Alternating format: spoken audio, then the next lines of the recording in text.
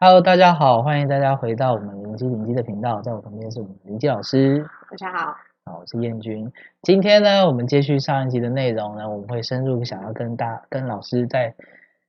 聊一下关于我们东方占星术灵机子占的这个部分。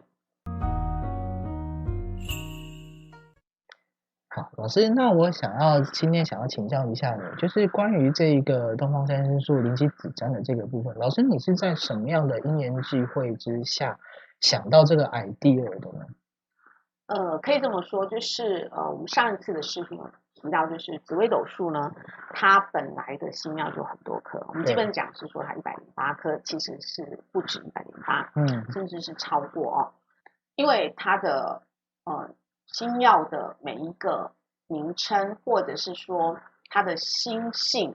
本身就是一个需要多方了解，甚至主星啊、吉星啊、煞星这个部分，还有一些辅星，包含就是四化这些。其实说真的，我们讲下来就已经非常多的资料了资讯。但是我们紫微斗数在台湾，它是属于一个算是非常普及，大家都能够了解的一个课程——帝王学。可是说真的，如果说以紫微斗数来讲，它叫做易学难精的一门课程。那如果说今天不管是紫微斗数的命盘，它也是叫做一个工具，就是我们推演的工具。那今天紫占东方占星术这个东西，只是透过更简单、更快速、更看得到实体的一个东西来做一个占卜，它也叫做工具。那我们经由这样子一个方式来推演出我们要的答案。透过一个占星，就是一个占卜的方法哦。之前我们有聊到过，占卜它其实是属于我们中国传统文化当中的其中的一个，包含我们上次讲到的一个梅花易数，或者是文王卦，或者是易经的64卦，其实这些都是占卜的这个种类。但是说我们如果透过一个更简单的运用的简单方式，就是有紫微斗数的一个概念，透过这样的简单的工具去做一个推演，其实它会比较简单，而且快速入门，更是一个切入紫微斗数的一个非常好的方法。因为基本上我们还是要对紫微斗数有所了解，只是说我们不需要透过那么多的所有的星耀去做一个对照，只是说透过这样的一个推演，找到我们需要的答案。当然还是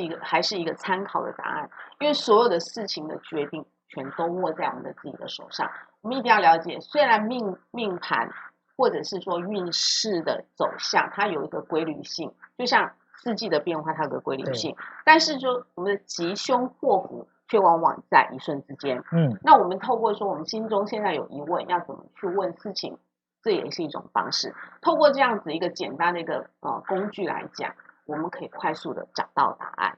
甚至是说找到一个比较简单的方式来参考这样子。对，当我们犹豫不决，我相信我们的人的一生面对抉择的时间是非常多的，甚至有些人有选择困难症哦，包含以前我也是有选择困难症的，就是说当我们要下定决心往左往右往南往北，甚至对还是错，要做一个决定的时候，往往是我们最纠结也最难受的时候。那如果说借由这种简单的一个工具，做出一个方向，甚至找出一个蛛丝马迹，我相信对我们的人生会有一个比较简单，或者是说比较一个精准的一个参考的原则性，或者是一个方向，对吧？了解，老师，那我顺便想要请教你，就是当你想出了这一个所谓的灵机子弹的这个东西之后，你前前后后有花了多久的时间去做这个试验？那在这中间的时间，你有帮忙处理过哪些问世的人的问题呢？非常多。其实我想要透过这个方式去做推演，其实也就是一个灵感我们还是在讲灵感，就是突然在一个灵感之间，我想说运用这种简单的方式，而且快速，而且简洁。然后这当中其实我已经试过了，就是说其中的一个成品，到我开始做一个叫做推演，甚至就是问世占卜的一个这种状态，其实我已经记不清楚了，因为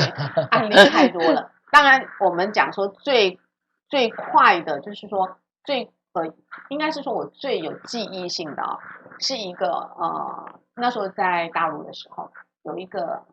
女性的高层人员，这是让我比较特别，就是因为我不晓得她的背景是什么，我也不认识她。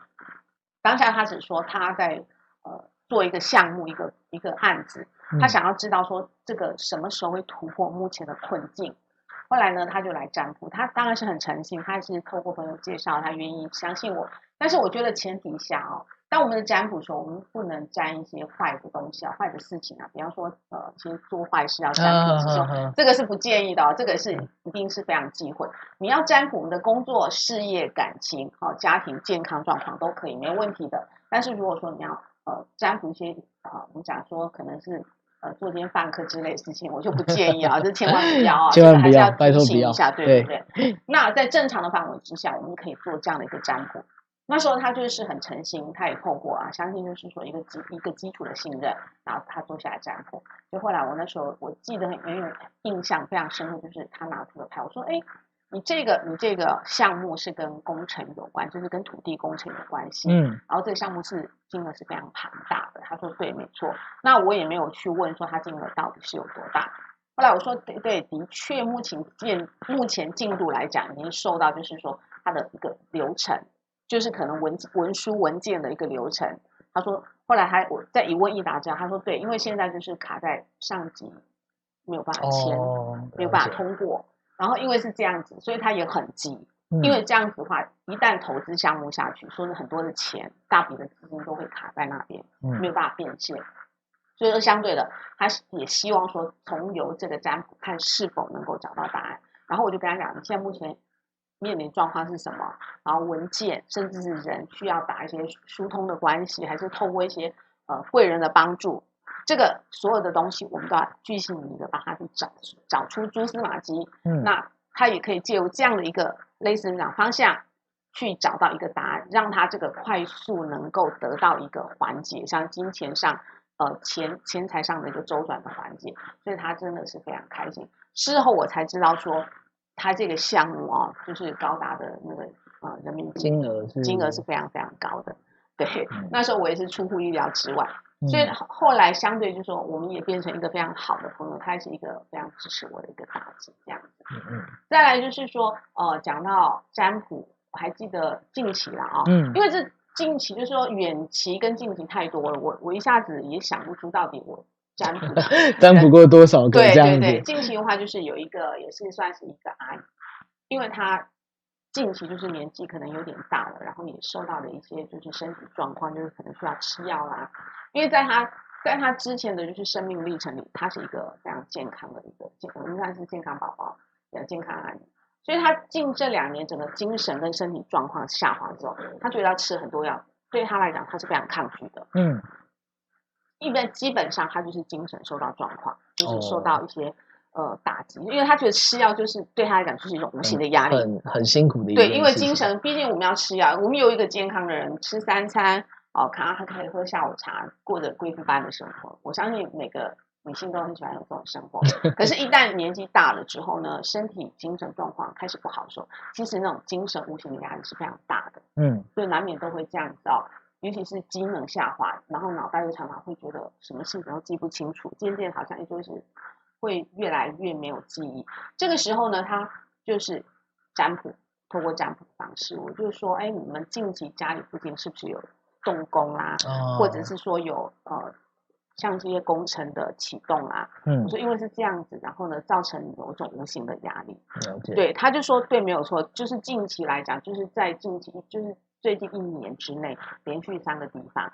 甚至就是受到这样子，他就觉得很心里会有不踏实、不安定跟不安全感，然后又因为自己吃药的关系，当然在卦象中也讲到说他吃药，他其实是非常抗拒的。那就是我的意思就是说，那你可以透过什么样的方式？那我就会给他一些建议，比方说多出去郊外走一走，然后呢去平衡一下他的心态，或者是看看外面美好的世界，而不要把那所有的精力放在自己的身体不适、精神好像不济，甚至就周遭好像一直环境的变动。因为其实说真的，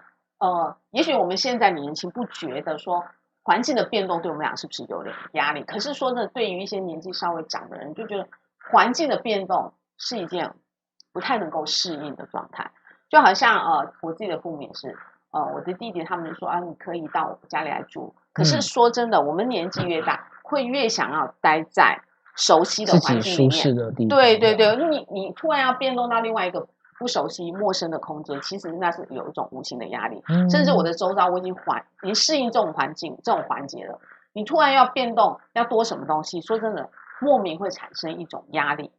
会不安定感。这个是要他们自己才知道，就是因为这是我们事后咨询之后得出的一个结论这样子。对对对，当然，如果说要占卜，像透过这个占卜来了解什么时候交到男朋友、女朋友，感情的部分，对感情的部分这个也是曾经有过。我记得那时候有一个女孩子条件非常好，非常漂亮，长得非常清秀。那时候呢，她刚跟男朋友就是在处于分分合合好几次，最后她就是觉得好，决定分手了。然后呢，两个人也是就是相隔两地，最后就是决定分手，然后不能一起为了未来的目标在共同奋斗的时候，她就觉得其实这种对她打击是非常大的。不管人面对感情，不管是男人女人，都是脆弱的。对，都是脆弱的。他就觉得说，如果这样子一旦放弃这一段感情之后，他也担心说他没有办法马上适应新的感情。因为有些人是这样，有些人可能就是说，就是我们看个人个性，说我可能需要另外一段新的感情来疗伤。那有些人就说我可能要去适应新的感情，对我来讲是一个困难，对，是一种困难度，所以他就也很担心，他就想说。那时候他当下是跟我讲说，他近期是不想要交男朋友。后来他说，可是毕竟他还那么年轻。我说你不交男朋友应该是不太可能。他说，因为他现在还没有办法调试好他的心情，还没有办法突破他现在的那种感情受困扰或者是打击的一个状态。后来我就跟他说，你可能要等到就是过完年之后呢，你可能在什么时候会有一个心目中喜欢的对象出现。就后来我也就回来到台湾，就后来没多久他就有信息给我说，他在我讲的那个时间的确找到了他喜欢那个类型，就是我讲的那种类型的，就是理想的对象。对对对，就很符合。比方说我跟他讲说外观会怎么样啦，个性怎么样啦，这个也就是我近期会比较有印象的一个占卜的一个情形。所以老师从占卦上面，如果我们在问感情的话，如果解读的是 OK 的话，其实对于对方的一些外形或特征是也可以做部分的预测，这样子。是的，是的，没有错。所以说基本上我们这一套工具这套占卜其实就是运用紫微斗数的一个方式来做一个延伸的运动，延伸的一个推演。但是就是说它是属于比较快速简单，而不像紫微斗数必须要经过很多很多的推演，长时间的训练，而且还要了解到宫位，还有叠宫，还有飞化、次化的这个部分。是的，所以说我们运用这种简单的一个工具，达到我们想要的目的，我是觉得是一件非常开心的事情。所以我也希望说这个东西可以让大家能够更快速，而且简单易学，然后能够很快的上手，当成我们的人生的一个工具。就好像你之前学塔罗一样，你也是需要花费一些时间，对，然后推演要去学的，因为塔罗牌也有70几张牌就是了。是的，是的。所以说相对的，我觉得透过这种工具，就是说我们讲工具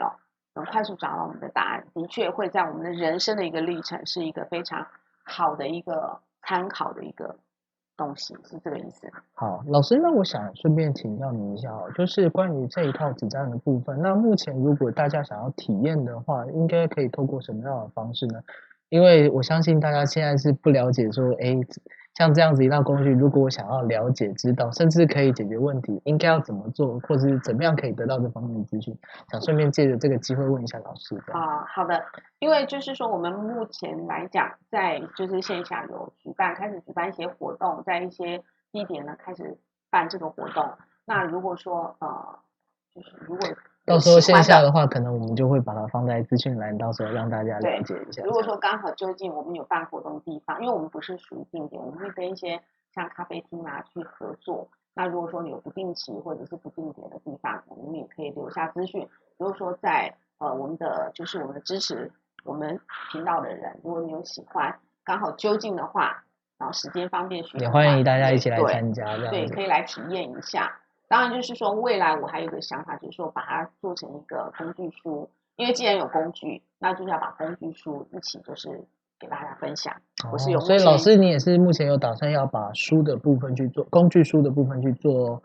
一个就是制作的部分这样。对，是的，因为我觉得就是说，既然把这个现有的工具做出来的，但是我的意思是说，这个是我自己在运用的工具，它既然简单快速又好用，我觉得因为就是经过这么长时间的一个叫做不管是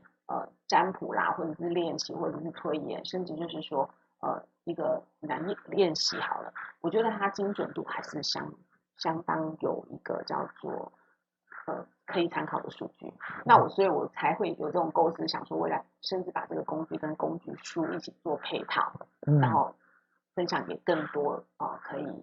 想要了解这个部分的人。好的，那相关的资讯，我们未来呢，应该是会放到我们灵机的老师的 Facebook 的粉丝团，再公告给大家。那当然欢迎大家有相关的问题，可以欢迎留言在我们下方的 YouTube 的这个留言栏上。如果有任何想要请教灵机老师的